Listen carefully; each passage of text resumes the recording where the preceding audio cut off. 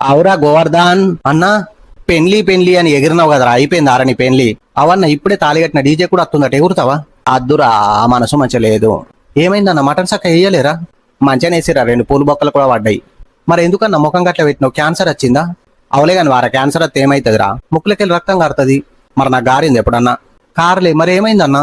రామశిల్క చెప్పినట్టు చెప్పిన కదరా, పెండ్లద్దు ఈ పెండ్లమద్దురా అని. ఎందుకు వేసుకున్నావురా పెండ్లి? ఏం తక్కువ చేసారా నీకు? పెండ్లమత్త ఇంటికి కలత్తదన్నా.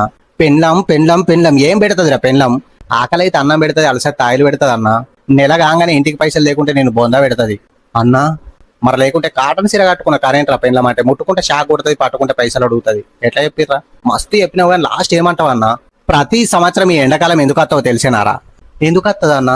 మనం బిచాలం అని గుర్తు చేస్తాను కూడా. ఇంట్లో వందమంటే ఏసీ ఉండదు, బయట అంటే కారు ఉండదు. కరెక్టే కానీ ఇది ఇప్పుడు ఎందుకు చెప్తున్నావు అన్న? అవలే కానీ వారా, అడిచుటోళ్ళ చెమటలన్నీ కూరలు పడుతున్నాయి, చూసుకోమని చెప్పురా. సరే అన్న, ఓకేరా, మరి నేను పోతా. బకెట్లో బట్టలు నానబెట్టి